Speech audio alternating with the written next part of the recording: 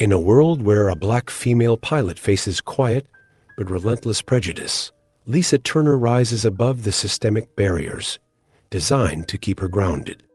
Her journey from isolation to leading a national movement for change shows the power of resilience and personal growth. Will her story inspire you to challenge the biases in your own world? Subscribe now to watch the full story and join the conversation about equality, justice, and the change we all need to see. Lisa Turner adjusted her cap as she walked through the busy terminal at O'Hare International Airport. At 36, she had seen more runways, weather patterns, and aircraft malfunctions than most of her peers. But no amount of experience ever quite prepared her for the other obstacles, the ones that had nothing to do with flying. Lisa was one of the few black female pilots flying for a major airline in the United States. She had climbed her way to the top, enduring whispers, stares, and the quiet but cutting assumption that she didn't belong. The glass ceiling wasn't just about gender. For her, it was layered with race, and she felt the weight of both every time she donned her pilot's uniform. Today was no different. As she approached the gate for Flight 847 from Chicago to Miami, she saw the usual crowd of passengers waiting to board, business travelers tapping on their phones, families wrangling excited kids, and a few sleepy tourists already planning their beach vacations. Lisa felt the familiar twinge of unease from some passengers who didn't quite expect someone like her to be their pilot. It was the same every time. Still, she smiled and greeted them, feeling the stares lingering longer than necessary as she stepped into the cockpit. Her co-pilot, John Davis, was already there, running through the pre-flight checks. John had been flying with Lisa for years, and their partnership was built on mutual respect. He flashed her a grin as she entered. "Morning, Captain Turner. Ready for another one?" "Always," she replied, her voice steady but warm. She slid into her seat and began her own routine, adjusting switches and reviewing flight plans. The storm forming over the Gulf looked like it might be tricky, but Lisa had flown through worse. As the cabin crew made their announcements and passengers began filing in, Lisa overheard a voice from the first-class cabin, sharp and unmistakable in its tone. "Excuse me, is that the pilot?" The voice belonged to a woman older, her words dripping with indignation.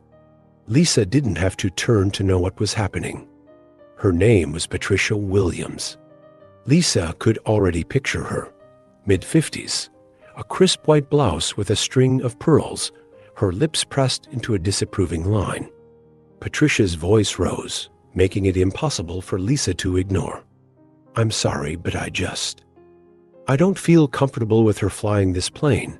Lisa's stomach tightened, but she kept her hand steady on the controls. This was far from her first encounter with Patricia. She heard the cabin crew try to calm the woman down, but Patricia was insistent. "I just don't think it's safe. I've never seen a black woman pilot before. Is there someone else? Maybe a more experienced man?" Patricia's words hung in the air, an accusation laced with ignorance. In the cockpit, John gave Lisa a sidelong glance, his jaw tightening. "Want me to handle it?" he asked quietly. Lisa shook her head. "No need. We've got a flight to run." She had learned long ago that responding directly to these situations rarely helped. Instead, Lisa focused on the task at hand, getting the plane safely off the ground. The engines roared to life, and the aircraft taxied down the runway, lifting smoothly into the sky. For the first hour, the flight was uneventful. Lisa kept her mind on the storm ahead, blocking out Patricia's earlier comments. It wasn't the first time someone had questioned her capabilities based on her appearance, and she knew it wouldn't be the last. But she had work to do, and proving herself wasn't part of her job. Staying professional was. Still, as they cruised at 30,000 feet, the storm they'd been tracking grew closer, flashing lightning across the horizon. The turbulence hit harder than expected. John's voice broke the silence in the cockpit. "Looks like we're in for a rough patch. Let's prepare for descent." Lisa nodded, tightening her grip on the controls. As the turbulence shook the plane, she could almost feel the tension in the cabin behind her. A voice crackled through the intercom from the lead flight attendant. "Captain Turner, just letting you know. The passengers are getting a bit nervous, I'm aware." "We'll keep them informed," Lisa replied, her tone steady. But even as she spoke, a particularly violent gust threw the plane to one side. Lisa's fingers moved quickly, adjusting the plane's course and compensating for the winds. She could handle this. She'd been trained for this exact scenario. But the passengers didn't know that, and she could sense the rising panic. In first class, Patricia clutched the armrests of her seat, her face pale as the plane shook. She hadn't said a word since they hit the storm, but her eyes were wide with fear. The same woman who had doubted Lisa's abilities now sat helpless, fully dependent on the very person she had insulted. John glanced at Lisa again, admiration in his eyes. "You're doing great, Captain," he said quietly. Smooth as ever, but it wasn't over yet. The turbulence intensified, and Lisa knew they were heading straight into the heart of the storm. The cabin lights flickered, and the plane dipped before righting itself. Lisa's heart raced, but she kept her expression calm. She had to be the anchor in the chaos. Over the intercom, she made a brief announcement to the passengers. "Ladies and gentlemen, this is your captain speaking. We are currently navigating through some rough weather, but please remain seated with your seat belts fastened. We'll be through this shortly." The plane jolted again, but Lisa's hands were steady. She adjusted the altitude, carefully steering the aircraft away from the worst of the storm. Slowly, the turbulence began to ease. The storm still raged outside, but inside, there was a palpable sense of relief. Back in first class, Patricia exhaled shakily, her knuckles white from gripping the armrests. For the first time, she realized that she had been wrong, dangerously wrong. The pilot she had doubted so vehemently was the very one saving her life right now. As the plane leveled out, the passengers let out a collective breath. The worst of the storm was behind them. Lisa allowed herself a small smile, but she knew the flight wasn't over yet. John broke the silence in the cockpit. "You know," he said casually, "I think someone owes you an apology when we land." Lisa raised an eyebrow, her expression unreadable.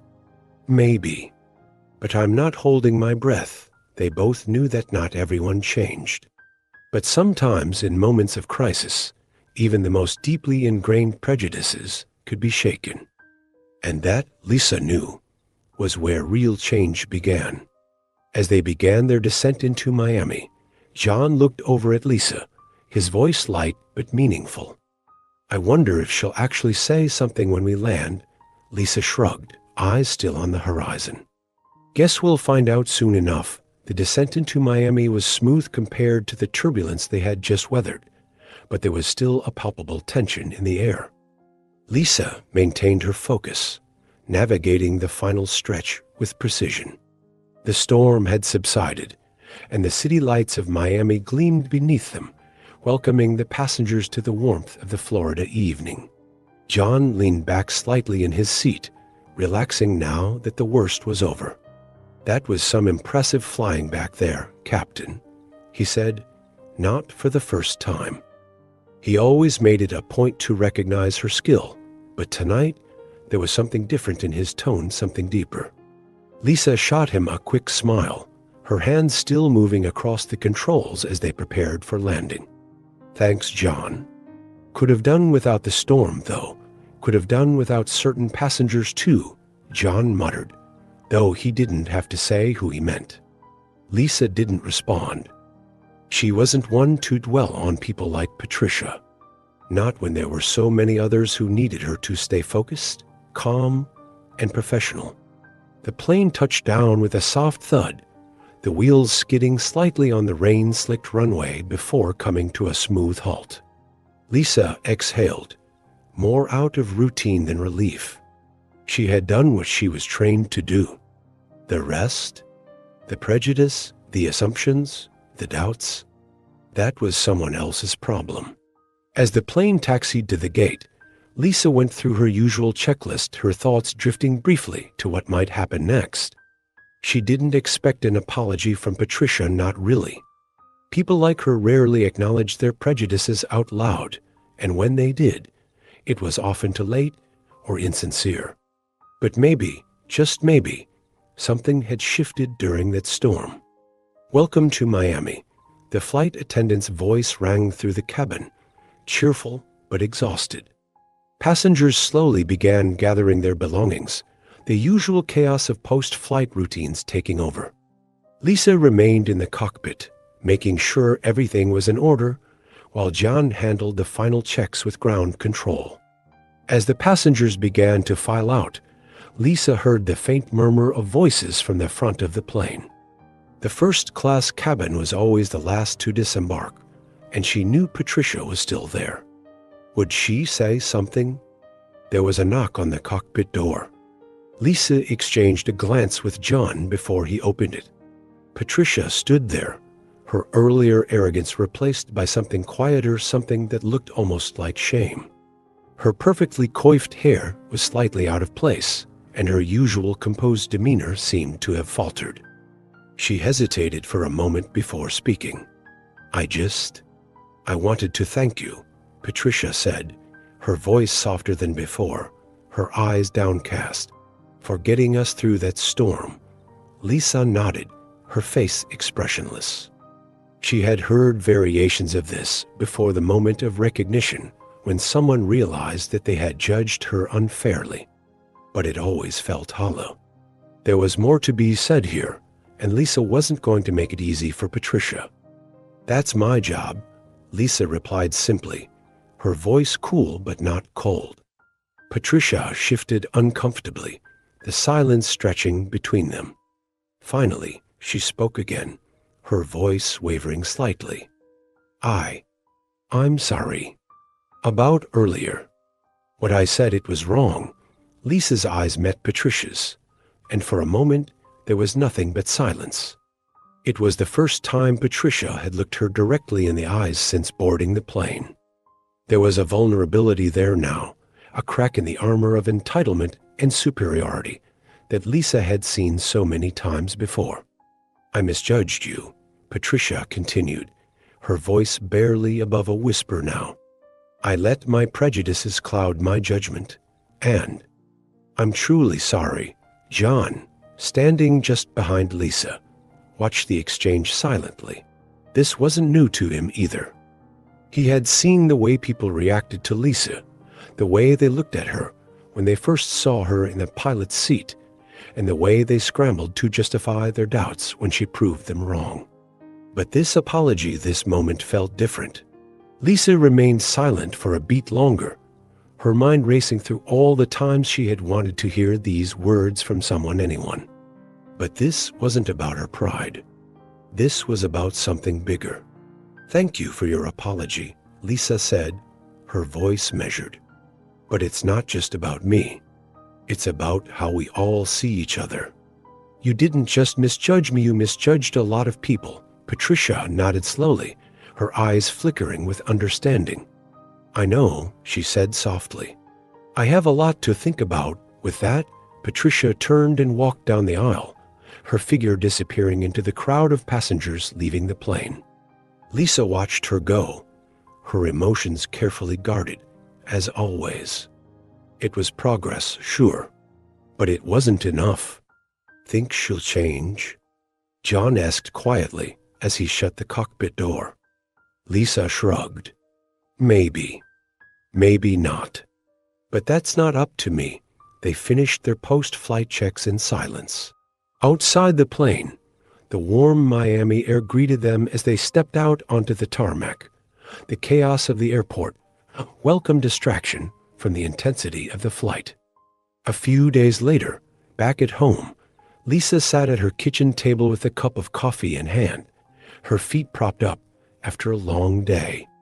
She glanced at the stack of letters she hadn't had the time to go through yet, a mix of airline paperwork and personal mail.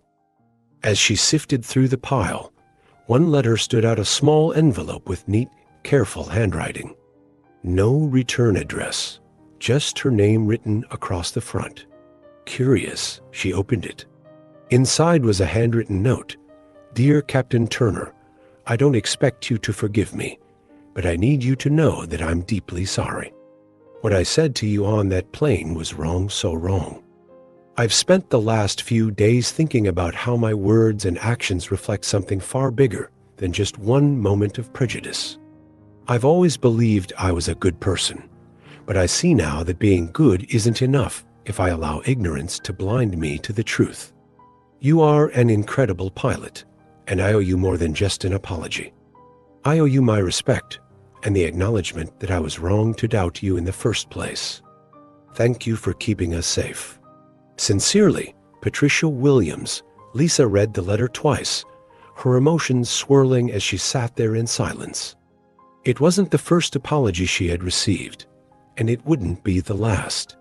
But this one felt different. Maybe, just maybe, Patricia had learned something. Lisa set the letter down and leaned back in her chair, closing her eyes for a moment. There was still so much work to be done, but tonight she allowed herself a small sense of victory. The sound of her phone vibrating on the counter broke her moment of quiet. Lisa picked it up, seeing a message from John. "You think this means we've officially changed the world?" Lisa smiled faintly as she typed her response. One person at a time. Lisa glanced at her phone one last time before setting it down, the weight of everything lingering. It wasn't every day that people like Patricia Williams changed their perspectives. Yet, even after receiving Patricia's letter, Lisa couldn't shake the feeling that this was just one small win in a much larger, more daunting battle. One person's shift in thinking didn't erase the system she had been navigating for most of her life. It didn't erase the countless microaggressions, the whispers behind her back, or the systemic barriers placed in her path long before she even knew what a cockpit was. Her phone buzzed again. This time it was her sister, Maya, who had always been her biggest supporter and the one person who truly understood what Lisa faced every day. Maya worked as a public defender, constantly fighting her own battles in a justice system that was far from just. "Hey, sis. How's the friendly skies treating you?" Maya's voice was light, but Lisa could hear the exhaustion underneath. "Same old," Lisa replied, not ready to dive into the details just yet. "How about you? Courtroom madness? You have no idea. I've been in hearings all day. Got a case that's been eating at me, and I can't shake it. Young black kid, barely 18, getting railroaded for something he didn't even do. And the judge. Let's just say he's not exactly unbiased. I swear, some days it feels like I'm trying to move a mountain with a spoon." Lisa sighed, her heart aching for her sister. They had grown up understanding what it meant to fight against the odds, and now, as adults, both of them had chosen careers that forced them to confront those odds head-on. "It's the same everywhere, Maya," Lisa said softly. "You in the courtroom, me in the cockpit, it's all part of the same system, isn't it?" Maya was quiet for a moment before responding. "Yeah. But that doesn't mean we stop fighting." "No, it doesn't," Lisa agreed, though the weariness in her voice was undeniable. As they spoke, Lisa thought about how much had changed and how much had stayed the same. She had worked so hard to earn her place as a pilot, defying the doubters, pushing past every barrier. But no matter how high she climbed, it felt like the world still saw her through the narrow lens of race and gender. Even after landing safely in Miami, even after steering that plane through a storm, there would always be another Patricia Williams waiting in the wings, ready to question her right to be where she was. After ending the call with Maya, Lisa sat in silence for a while, staring out the window of her small apartment. The city lights of Miami blinked back at her, indifferent to the struggles she faced. She knew there was more work ahead, both for herself and for others like her. The storm she had faced in the air was just one of many, and though she had emerged unscathed, the battle wasn't over. The next day, Lisa was back at the airport, preparing for another flight. This time, it was a shorter trip from Miami to Atlanta, but the routine remained the same. She arrived early, greeted the crew, and started her pre-flight checks. John was there, as usual, his easygoing demeanor a comfort in the midst of the chaos. "You hear back from your new pen pal yet?" John asked, referring to Patricia's letter with a teasing smile. Lisa chuckled softly. "Yeah, she sent me an apology." "Well, that's something," John said. "Think she'll stick with it?" "Maybe. I don't know. But like I said before, that's not up to me." "I can't change people's hearts," John nodded, his expression thoughtful. "No, but you sure as hell make them think twice." As they finished prepping the cockpit, Lisa noticed something unusual. The gate agent, a young black woman with a nervous look on her face, approached them cautiously. "Captain Turner, can I speak with you for a moment?" she asked, her voice barely above a whisper. Lisa nodded, stepping away from the cockpit and following the woman to a quiet corner of the terminal. "I don't know how to say this," the agent began, wringing her hands nervously, "but there's a passenger on this flight. He doesn't want to board, because you're the pilot." Lisa felt a familiar tightness in her chest, but she kept her face neutral. "Is that so?" The agent nodded quickly, her eyes full of apology. "He came up to the desk a few minutes ago. He asked if there was another pilot on duty specifically, if there was a male pilot available." Lisa sighed inwardly. "Another one." It was always the same story, different faces. "And what did you tell him?" "I told him that you're one of the best pilots we have," the agent said, her voice gaining a bit more confidence. "But he wasn't convinced. He said he didn't trust people like you to fly a plane. People like me," Lisa repeated, her tone flat. She knew exactly what the man had meant. "Yes, ma'am," the agent said, clearly uncomfortable. "I told him he could either take the flight or rebook for another day. He's still standing over by the gate, deciding what to do." Lisa glanced over toward the gate area, where a middle-aged white man in a business suit stood fuming, arms crossed, his face red with frustration. He hadn't seen her yet, but she knew the type. She'd seen them all her life, the men who believed that their authority, their privilege, was unquestionable, and that someone like her didn't belong in their world. Lisa took a deep breath and thanked the gate agent. "You did the right thing," she said firmly. "Let him decide." "I'm not going anywhere." As Lisa made her way back to the cockpit, she couldn't help but feel the weight of these moments piling up. It wasn't just the overt comments like Patricia's or this man's refusal to board. It was the quieter moments, too, the sideways glances, the skeptical looks, the doubts that lingered in the eyes of passengers and colleagues alike. John noticed the tension in her face as she re-entered the cockpit. "Everything all right?" "Just another passenger who's not thrilled about having me as their pilot," Lisa said, her voice calm but laced with frustration. John shook his head. "Unbelievable. What are they even afraid of?" "It's not about fear," Lisa replied. "It's about control. People like that they're used to being in charge. Seeing someone like me in a position of authority, it challenges everything they've been taught to believe." John let out a low whistle. "Well, too bad for him.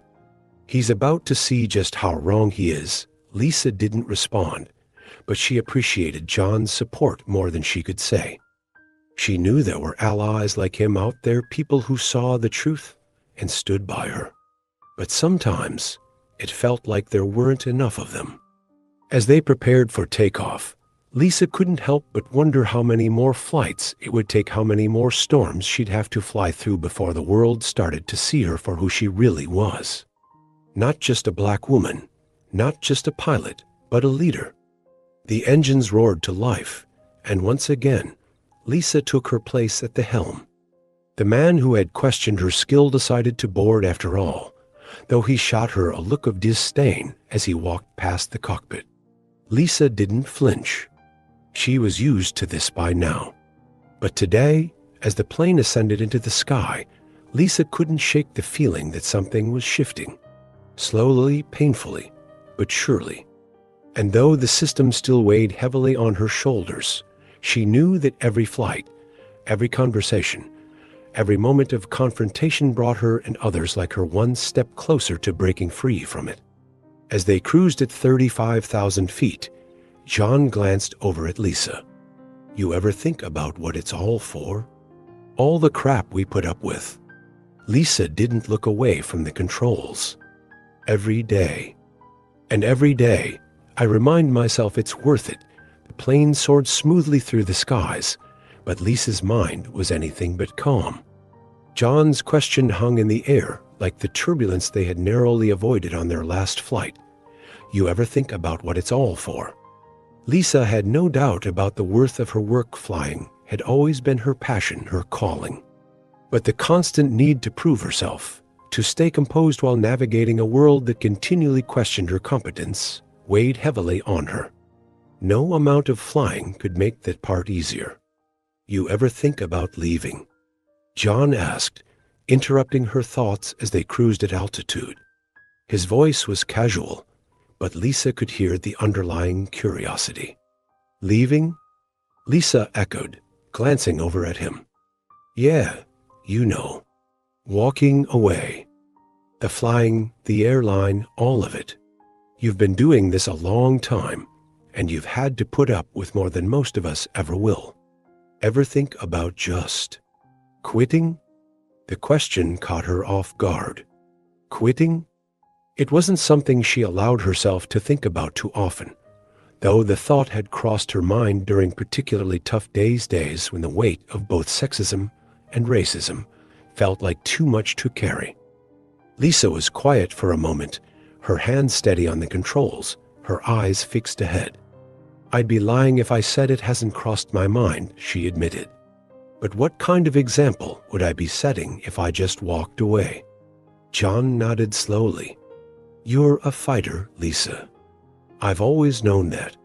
But sometimes it feels like the fight never ends, doesn't it?" Lisa thought about that for a moment. It did feel never-ending, like no matter how many flights she completed flawlessly, no matter how many storms she flew through, there would always be people who questioned her worth. People like Patricia Williams. People like the man who had refused to board the plane today, only to begrudgingly take his seat after being told there was no one else to fly the plane. "You're right," Lisa said finally. "It feels like that a lot. But walking away isn't an option for me. If I quit, I'm letting them win. I'm letting all the people who doubted me, who think I don't belong, win." John leaned back in his seat, thoughtful. "Yeah, I get that. But you know, there's more to life than proving people wrong." Lisa smiled faintly. "I know. But it's not just about proving them wrong. It's about making sure the next woman, especially the next black woman who wants to sit in this seat, doesn't have to fight as hard as I did."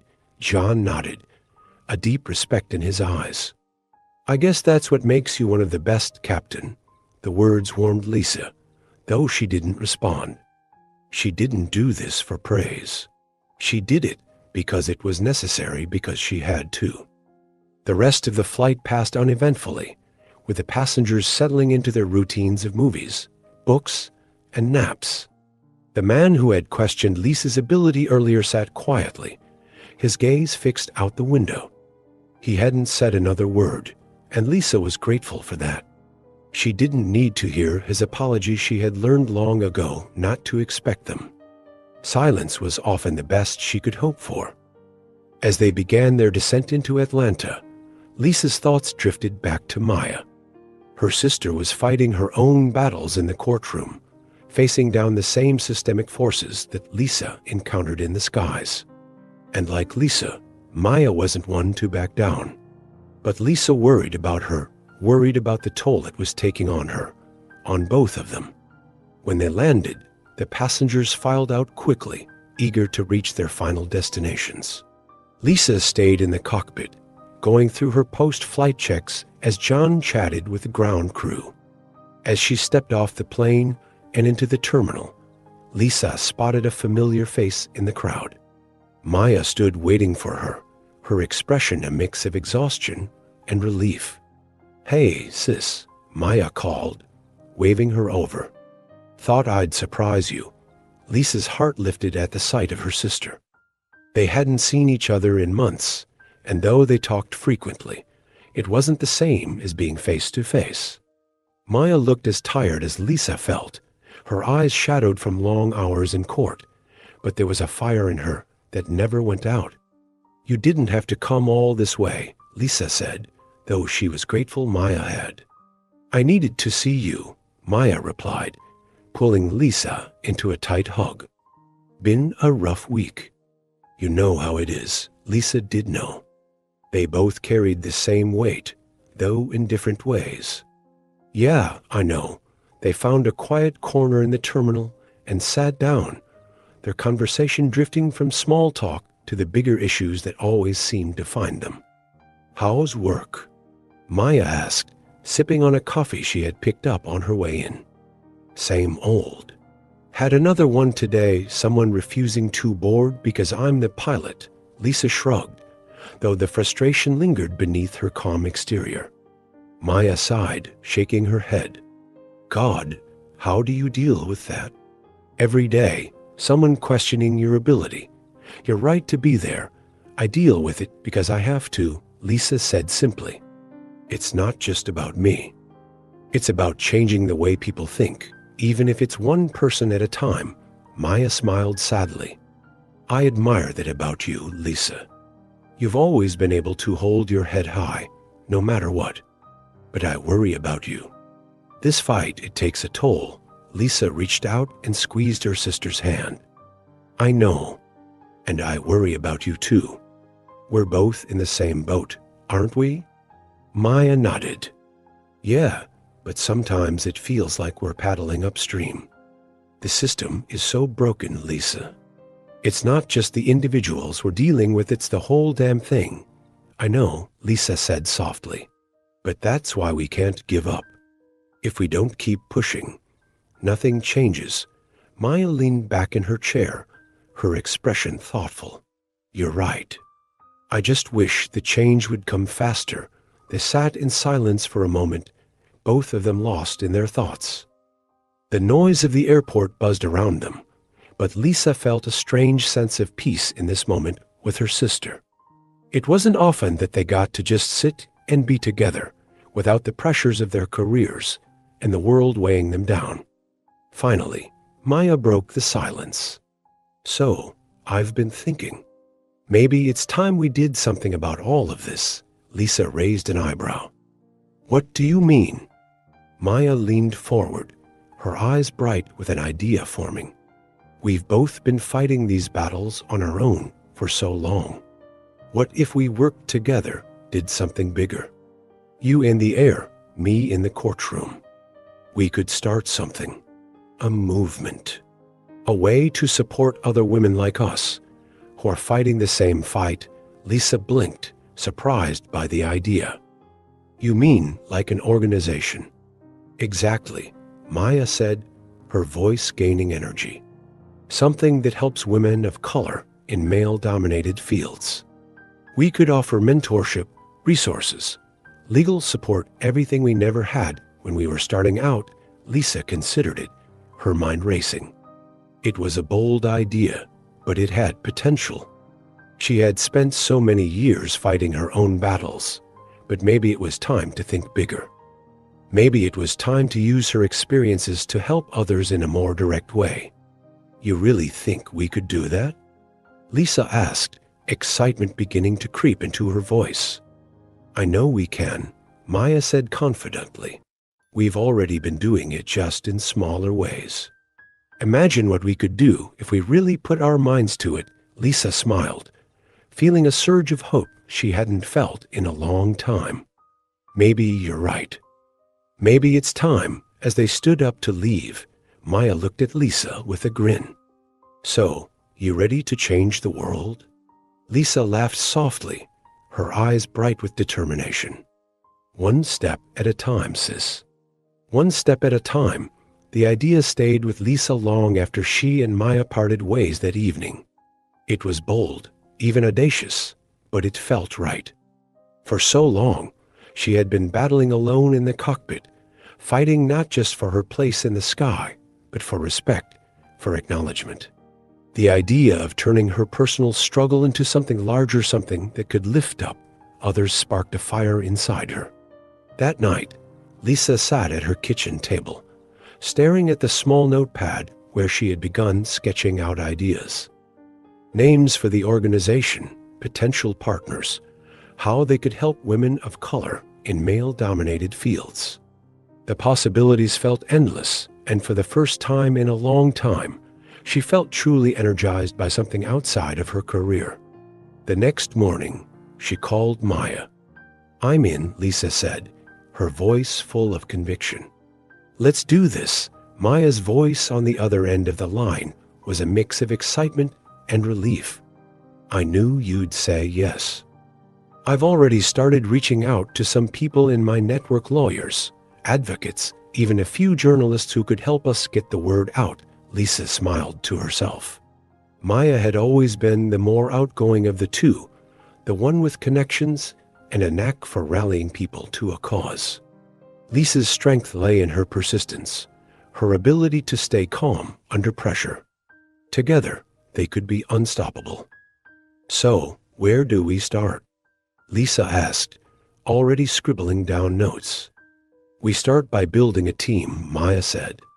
People who can help us with the logistics, the legal stuff, fundraising, everything. I know a few women in tech who might be interested in helping with the website and social media. Good idea, Lisa replied. We'll need a strong online presence if we want to reach women all over the country. They spent the next hour brainstorming, bouncing ideas back and forth. By the time they hung up, Lisa felt like they were finally on their way. This was bigger than flying or courtroom battles. This was about systemic change, about lifting up the next generation of women who had faced the same barriers they had, and making sure those barriers didn't stand in their way for long. Over the next few weeks, things started to come together. Lisa and Maya worked tirelessly, splitting their time between their demanding careers and the fledgling organization they had begun to build. They named it Women in Command, a fitting tribute to the leadership roles they wanted to help other women of color attain. Through word of mouth and Maya's network, they gathered a small but dedicated group of women who were passionate about the cause. Lawyers, businesswomen, engineers, and even a few pilots like Lisa, all of them shared stories of overcoming prejudice and sexism in their respective fields. It became clear to Lisa that they were far from alone in their struggles, and this knowledge only strengthened her resolve. One evening, during a meeting at Maya's office, they discussed their next big step, launching publicly. We've been working in the background for months now, Maya said, addressing the small group of women gathered around the conference table. It's time we went public. We need to make our presence known.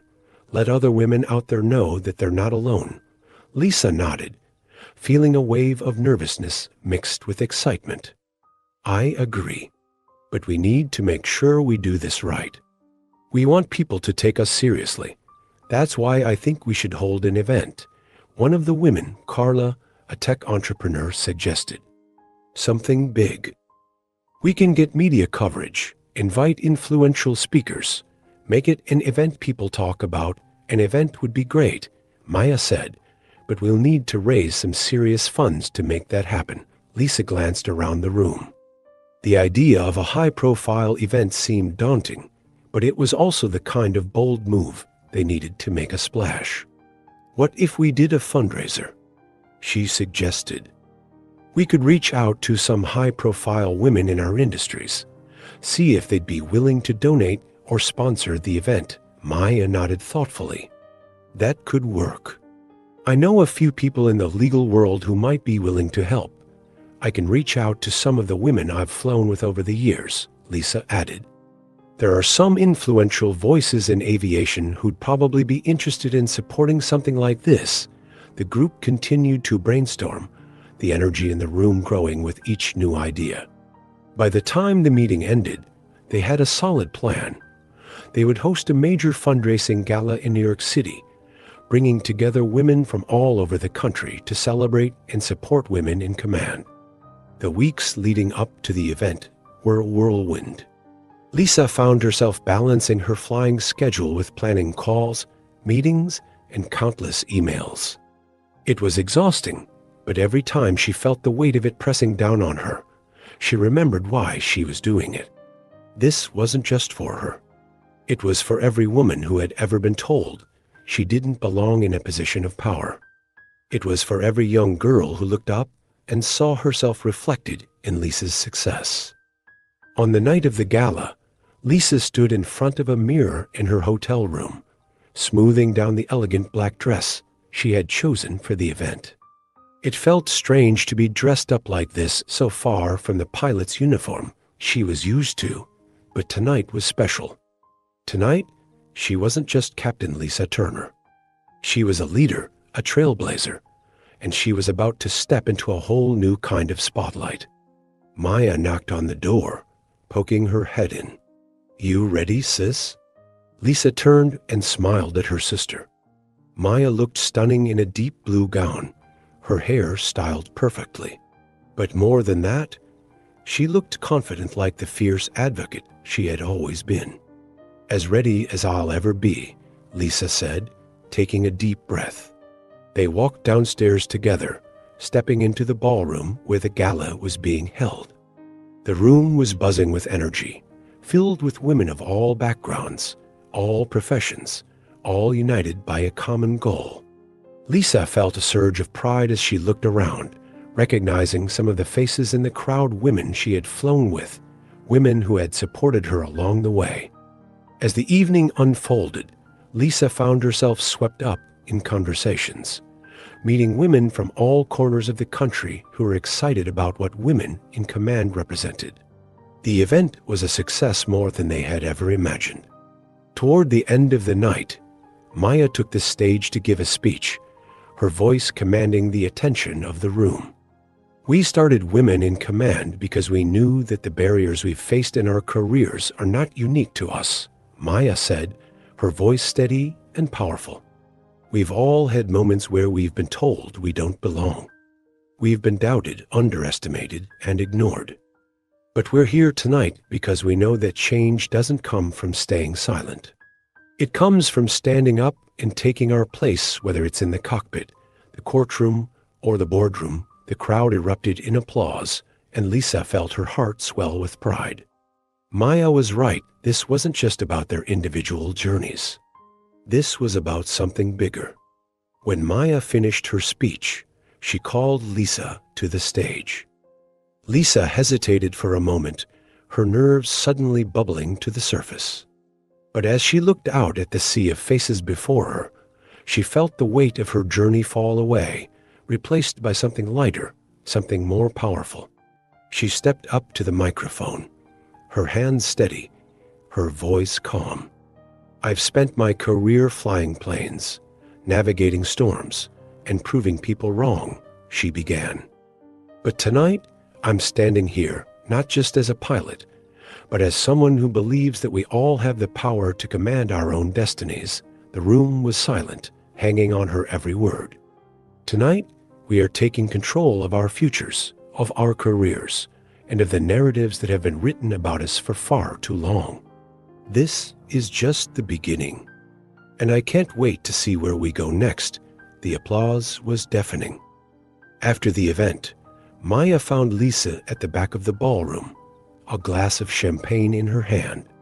"You know, I think this is just the beginning," Maya said, her eyes twinkling with excitement. Lisa smiled, raising her glass. Here's to the future. The success of the gala had been beyond their expectations. Lisa and Maya had left the event with more than just a sense of accomplishment. They had secured enough funding to officially launch Women in Command, and offers of support were pouring in from all over the country. Yet, as the excitement of the night faded, Lisa found herself thinking more about the challenges that lay ahead.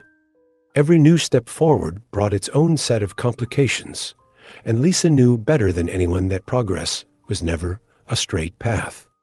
The following weeks were a blur of meetings, press calls, and planning. Maya had managed to connect them with a few high-profile mentors, and Lisa was scheduled to speak at a series of conferences about the role of women of color in leadership. But there was a tension building inside Lisa, a feeling that she couldn't quite shake. She had been in the spotlight before, but this was different. Now it wasn't just her career on the line. Now she had an entire organization depending on her. One afternoon, Lisa was preparing for a flight to Los Angeles when she received an email that stopped her in her tracks. It was from the airline's management team, and the subject line read, "Concerns regarding public speaking engagements." Frowning, Lisa opened the email and skimmed its contents.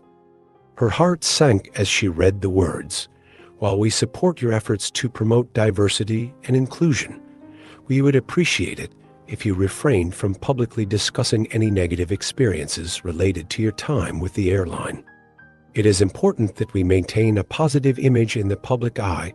Lisa sat back in her chair, her mind racing. They were telling her to be quiet, to stop talking about the discrimination she had faced. They were fine with her promoting diversity, as long as she didn't call out the very systems that had kept her and so many others down for so long. Anger bubbled up inside her, but she forced herself to stay calm. This was exactly the kind of pushback she had expected. Success, especially for women of color, often came with strings attached. They wanted her to be a face for diversity, but only if she played by their rules. Lisa closed her laptop and stood up, pacing the small room. She needed to talk to someone about this. She needed to figure out her next move. Later that evening, Lisa met Maya for dinner at their favorite restaurant. The place was quiet, tucked away in a corner of the city where they could talk without interruption. As soon as they sat down, Lisa pulled out her phone and showed Maya the email. Maya read it carefully, her face darkening with each passing second. "They're trying to silence you," she said, her voice low but sharp. "They want you to be the poster child for their diversity campaign, but they don't want you to talk about the real issues." "I know," Lisa said, frustration lacing her words. "But what do I do? If I push back, they could make my life miserable at work. I'm already walking a fine line as it is." Maya set the phone down, leaning forward. "You can't let them control your voice, Lisa. If you stay quiet, you're letting them win. You're letting them dictate what's acceptable for you to say. And that's not who you are." Lisa sighed, rubbing her temples. "I don't know, Maya. I've fought so hard to get to where I am. I don't want to jeopardize everything I've built." Maya reached across the table, placing her hand over Lisa's. "I get it.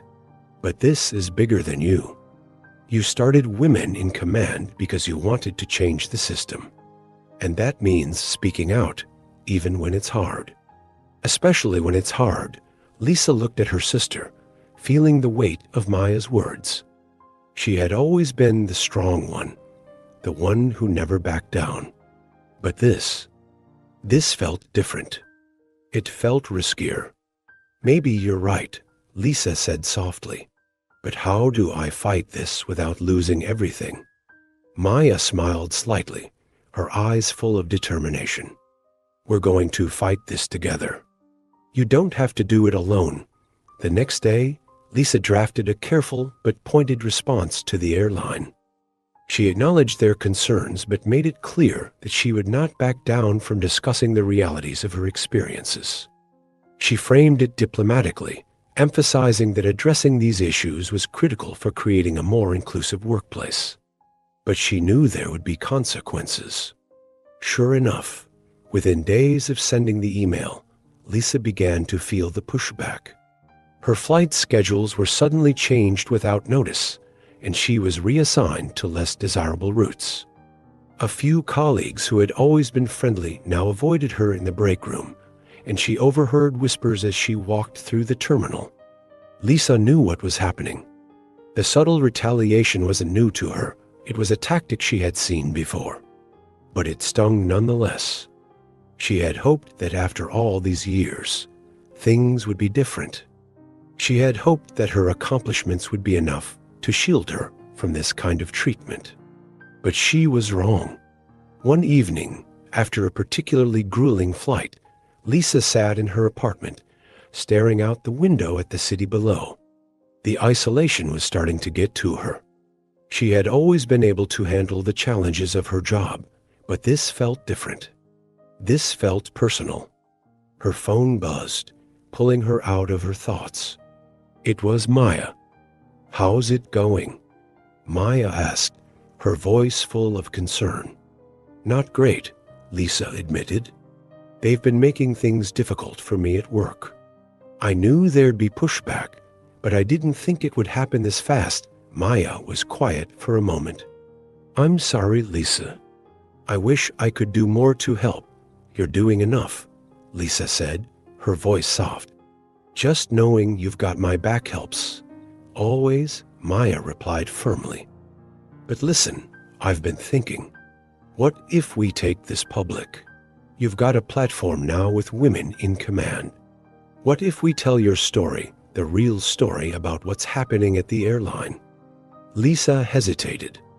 Going public with her experiences was a big step. It could blow up in her face, or it could spark the kind of change they had been fighting for. But it also carried enormous risk. She could lose her job, her career, everything she had worked for. "I don't know, Maya," Lisa said, uncertainty creeping into her voice. "If I go public, I'm risking everything." "You're risking everything either way," Maya countered gently. "But if you stay silent, nothing changes. This is your moment, Lisa. You've been fighting for this your whole life. Now's the time to stand up and say, 'This is enough.'" Lisa took a deep breath, letting her sister's words sink in. She had always been the quiet fighter, the one who worked in the background to prove herself. But maybe Maya was right. Maybe it was time to take that fight to the next level. A week later, Lisa stood in front of a camera, preparing to give the most important interview of her life. The team at Women in Command had arranged for a major news outlet to cover her story, both her rise to success and the challenges she still faced as a Black woman in a leadership position. Lisa had agreed to do it, knowing full well the risks. As the camera began rolling, Lisa took a deep breath and spoke her truth. "I became a pilot because I believed in breaking barriers," she began, her voice steady but filled with emotion. "But what I didn't realize was that some barriers are harder to break than others. Being a Black woman in this field has meant facing challenges every day, some subtle, some not so subtle. And while I've achieved a lot in my career, there's still so much more to be done." She paused, collecting her thoughts. "I love my job. I love flying. But I can't stay silent about the systemic issues that continue to hold women of color back. We deserve to be seen, to be respected, and to be given the same opportunities as everyone else." The interview ended with applause from the small crew, but Lisa knew the real impact would come later, when her story reached a wider audience. She had put everything on the line, and now all she could do was wait. That night, Lisa sat with Maya, both of them sipping wine in silence. Finally, Maya spoke. "So, what happens next?" Lisa stared at her glass, feeling the weight of the unknown. "I guess we wait and see if the world's ready to hear the truth." The days after Lisa's interview were a whirlwind. The news piece quickly gained traction, and within hours of it airing, her inbox was flooded with messages from supporters, advocates, and, of course, critics. Her phone buzzed incessantly, social media notifications pouring in, some praising her for her courage, others accusing her of playing the race card or stirring trouble where there was none. It was overwhelming, but it wasn't unexpected. Lisa had prepared herself for this. What she hadn't prepared for was the reaction from her airline. The day after the interview aired, Lisa received a call from HR. The tone was formal and cold, and they requested a meeting at the corporate office immediately. Lisa had a sinking feeling as she ended the call, already anticipating what was coming. She dressed in her uniform, the one that had always given her a sense of pride, but today it felt heavy, like a burden, rather than a badge of honor. When she arrived at the office, the atmosphere was tense. Lisa was greeted by a small group of executives, all of whom were carefully neutral expressions. They ushered her into a boardroom and closed the door behind her. The head of HR, a middle-aged man with slicked-back hair, sat across from her, flanked by legal counsel and a few senior managers. Captain Turner, the HR representative, began, his voice flat. "We've reviewed your recent interview and the public statements you've made regarding your experiences at this airline. While we support diversity and inclusion, we believe your comments have been detrimental to the company's image." Lisa remained calm, though her heart pounded in her chest. She had expected this, just not so soon. "I was speaking about my personal experiences," Lisa said, her voice steady. "Experiences that reflect broader systemic issues, not just at this airline, but throughout the industry. If we want to create real change, we have to be honest about what's happening." The man across from her cleared his throat, his discomfort evident. "We understand that. However, the way in which you've chosen to express these concerns has caused a significant amount of negative attention. We've received numerous complaints from passengers and even some employees who feel that your statements were inflammatory."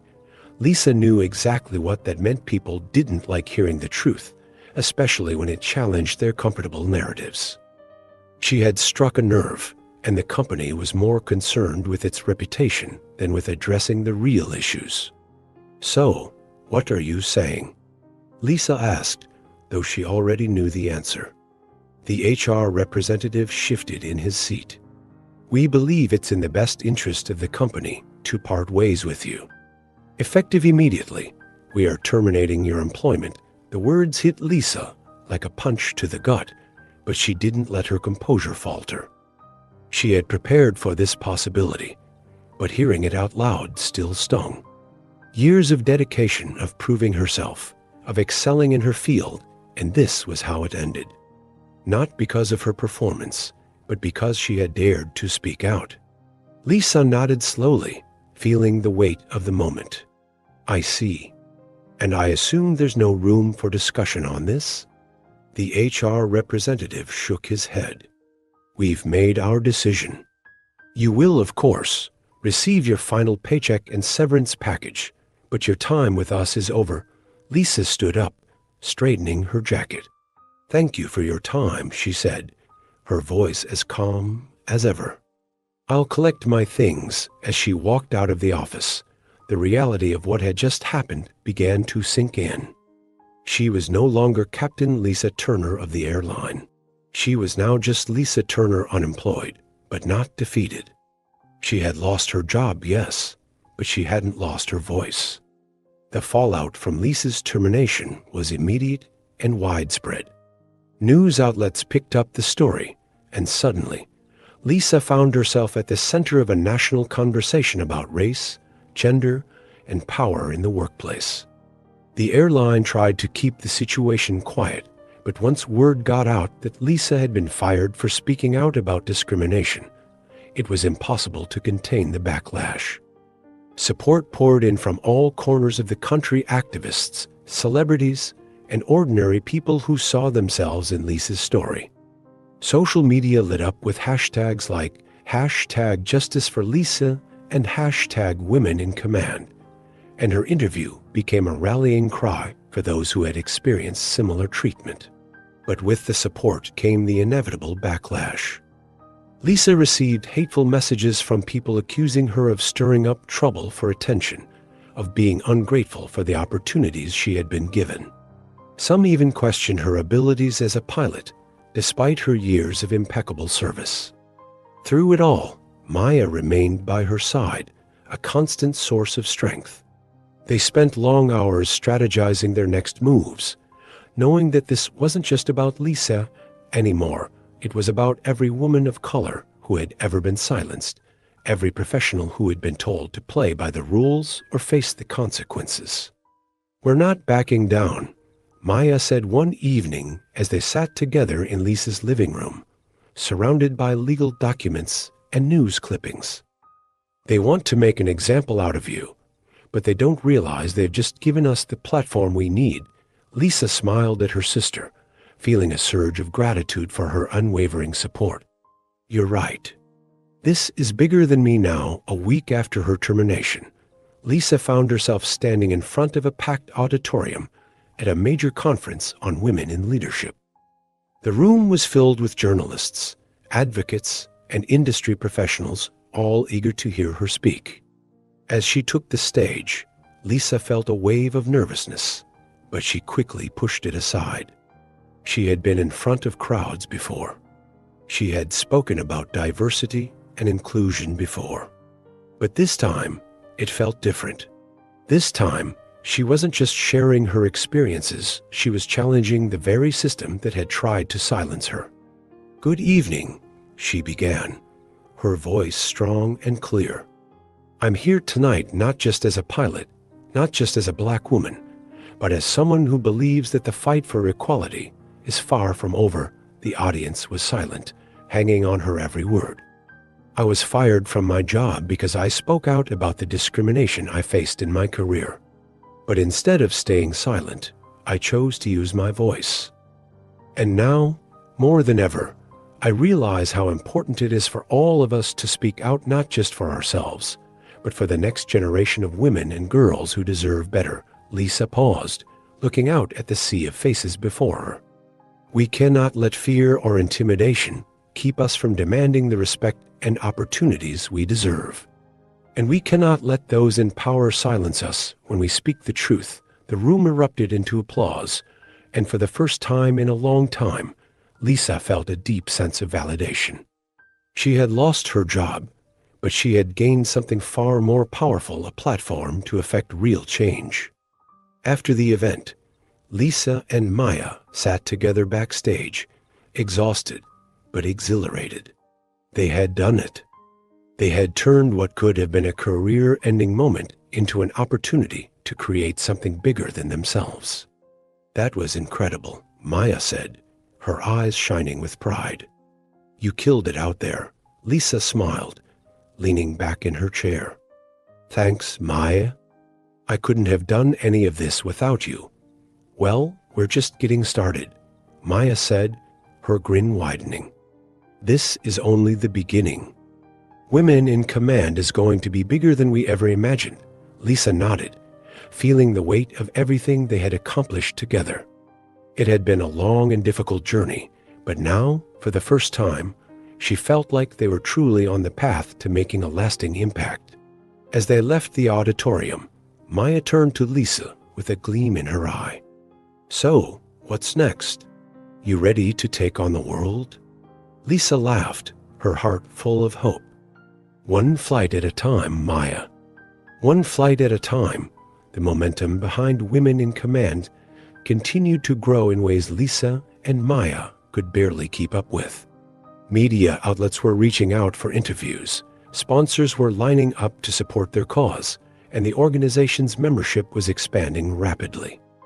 Women from across the country and even internationally, were contacting them, sharing their stories of overcoming discrimination in male-dominated industries or seeking advice and mentorship. The mission Lisa and Maya had envisioned was taking on a life of its own. But with the growth came challenges. Managing a national movement while dealing with the fallout from Lisa's termination, as well as navigating personal and professional relationships, began to stretch them thin. There were moments when it all felt overwhelming, like the storm Lisa had flown through on that fateful flight, when everything seemed on the verge of unraveling. Late one night, as Lisa sat in her apartment answering emails, Maya called. "We've got a problem," Maya said, her voice tense. Lisa's heart sank. "What is it?" "The airline. They're planning to release a statement denying everything you said in the interview. They're claiming you were let go for unrelated reasons and that your allegations of discrimination are unfounded." Lisa exhaled slowly, feeling the familiar tension rising in her chest. She had expected this. The airline couldn't afford to have her story tarnishing their reputation, so they were going on the defensive, trying to discredit her. "What do we do?" Lisa asked, her mind racing. "We get ahead of it," Maya said firmly. "I'm calling our legal team first thing in the morning. We need to be ready with a response. And we need to go public again. We need to make it clear that they're trying to cover this up." Lisa nodded, though she felt a wave of exhaustion wash over her. This fight was never ending. Every time she thought they had gained ground, there was another battle to fight, another storm to navigate. But Maya was right. They couldn't back down now. Too many people were depending on them, on Lisa, to keep pushing forward. The next few days were a whirlwind. Lisa and Maya worked with their legal team to draft a public response to the airline statement, and they arranged a series of interviews to tell their side of the story. Lisa knew the risks going up against a massive corporation wasn't easy, and they had far more resources than she and Maya could muster. But this wasn't just about one company. This was about the truth. On the day their response went public, Lisa sat in her living room, watching the news coverage roll in. The anchors discussed the controversy in detail, highlighting both sides of the story. The airline's statement denied any wrongdoing, painting Lisa as a disgruntled employee who had exaggerated her experiences. But Lisa's response was powerful, laying out the systemic issues she had faced and backing it up with stories from other women who had experienced similar treatment. As the news anchors discussed the implications, Lisa's phone buzzed. It was an email from a familiar name, Patricia Williams.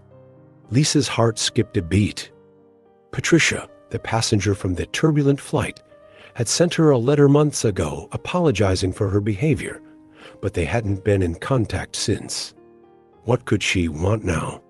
Curious, Lisa opened the email.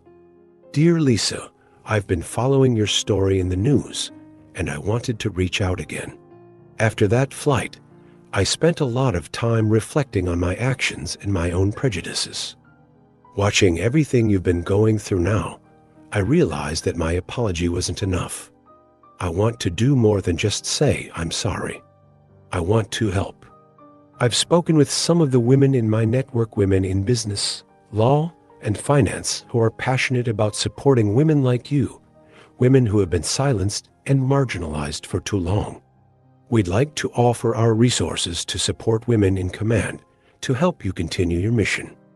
I know I can't undo the harm I caused, but I hope that this can be a step toward making things right. With sincere gratitude, Patricia Williams." Lisa stared at the screen, stunned.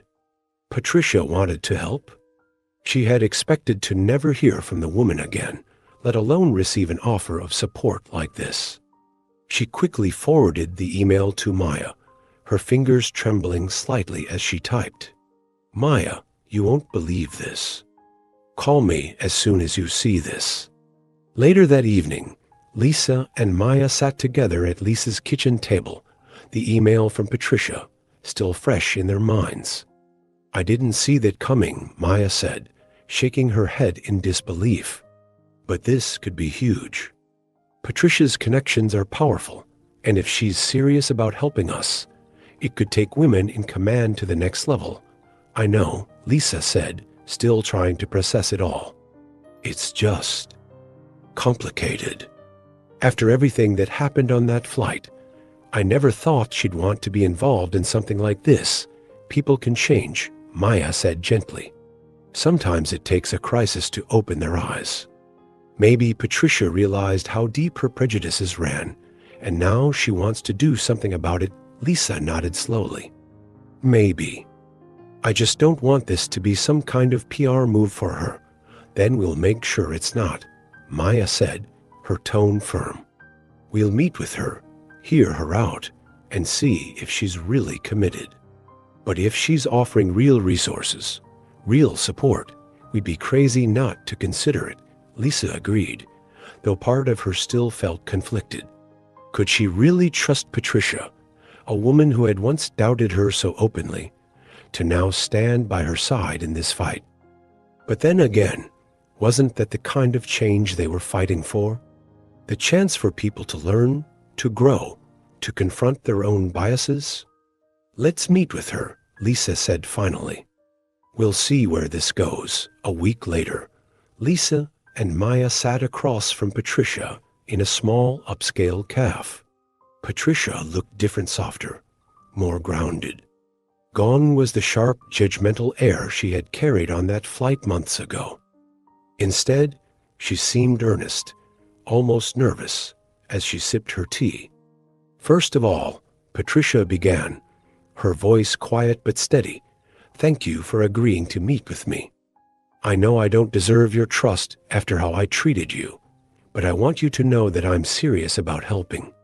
What you're doing with women in command is important, and I want to be part of it in any way I can." Lisa listened carefully, watching Patricia's face.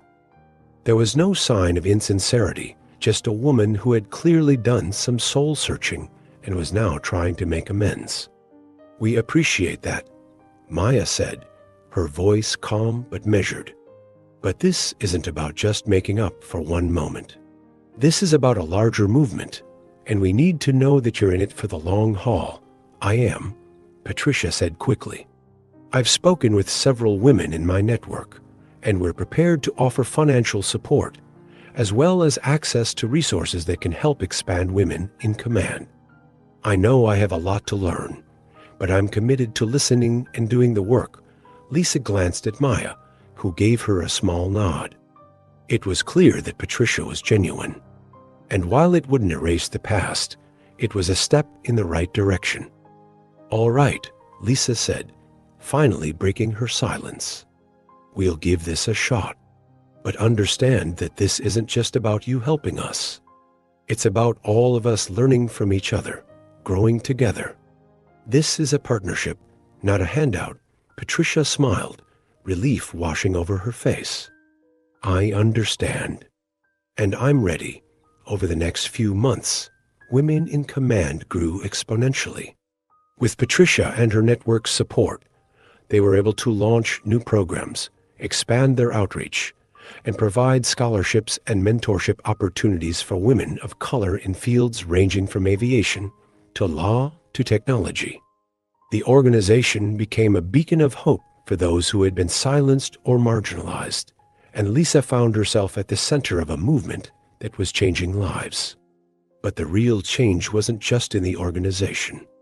It was in Lisa herself. For so long, she had been fighting her battles alone, carrying the weight of the world on her shoulders. But now, she had a community of women like her, allies like Maya, and even Patricia, who are all committed to the same goal. One evening, as Lisa sat with Maya at yet another event celebrating their success, Maya turned to her with a knowing smile. "You did it, sis." "We did it," Lisa corrected, her heart full. Maya raised her glass in a toast. "To more flights, more storms, and more victories." Lisa clinked her glass against Maya's, a smile spreading across her face. "One flight at a time,"